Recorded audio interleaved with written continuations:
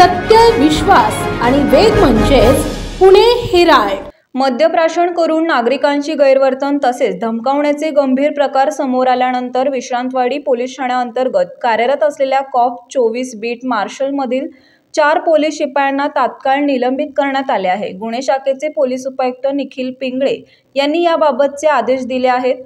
योगेश सुरेश माळी, मुकेश श्रीधर वाळले, शंकर दत्ता धोत्रे आणि कैलास शेषराव फुफाटे अशी निलंबित कर्मचाऱ्यांची नावे आहेत। 4ही कर्मचारी गुन्हे शाखेअंतर्गत कॉप 24 बीट मार्शल पथकात नेमणुकीवर होते। पोलीस आयुक्त अमितेश कुमार यांच्याकडून महत्त्वाकांक्षी कॉप 24 हा उपक्रम राबवला जात आहे। या अंतर्गत स्थानिक पोलीस ठाण्याच्या हद्दीत प्रत्येकी 2 कर्मचारी तैनात करण्यात आलेले आहेत। हद्दीत गस्त आणि पेट्रोलिंग तसेच घटनास्थळी तात्काळ पोहोचून नागरिकांना मदत मिळावी यासाठी हा उपक्रम सुरू केला होता। गुन्हे शाखेच्या अंतर्गत हे कॉप 24 चे कर्मचारी कार्यरत आहेत। मात्र कॉप 24 चे कर्मचारी हे दुसरेच उद्योग करत असल्याचे वारंवार घडणाऱ्या घटनांवरून दिसत आहे।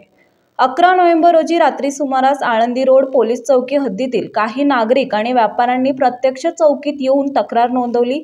संबंधित 4ही पोलीस शिपायांनी मद्यधुंद अवस्थेत व्यापाऱ्यांना धमकावत आरोप केला। या प्रकाराची माहिती वरिष्ठ अधिकाऱ्यांना देण्यात आली। तसेच दुसऱ्या दिवशी हजेरी दरम्यान या पोलिसांकडे वरिष्ठांनी विचारणा केली असता त्यांनी समाधानकारक उत्तर दिले नाही। या पार्श्वभूमीवर त्यांना निलंबित करण्याचे आदेश गुन्हे शाखेचे पोलीस उपायुक्त निखिल पिंगळे यांनी दिले। कर्तव्यावर असताना मद्यप्राशन, नागरिकांशी अमानुष वर्तन केल्याचे आणि पोलीस दलाची प्रतिमा मलिन केल्याचे आदेशात नमूद करण्यात आले आहे। कर्तव्यावर असतानाच त्यांनी मद्यप्राशन केले होते। आळंदी रोड पोलीस चौकीच्या हद्दीत त्यांनी राडा घातला। आम्ही पोलीस आहे, आमचे कोणी काही करू शकत नाही, आमच्याकडे पैसे मागितले तर तुम्हाला हद्दीत धंदा करून देणार नाही असे बोलून गैरवर्तन करत शिवीगाळ केली। निलंबित करण्यात आलेल्या 4 बीट मार्शलला अनेकदा समज देण्यात आली होती। नेमणूक, दिलेले काम न करणे, हजेरीला उपस्थित न राहणे, कामचुकारपणा करणे अशी कृत्य त्यांनी यापूर्वी देखील केली। दरम्यानच्या कालावधीत त्यांना अनेकदा समज देखील देण्यात आली, परंतु त्यांच्या वर्तनात काही फरक पडलेला दिसून आला नाही। विश्रांतवाडी पोलीस ठाण्याच्या तत्कालीन वरिष्ठ निरीक्षकांनी यातील दोघांचा कसूरी अहवाल वरिष्ठ कार्यालयाकडे पाठवला होता।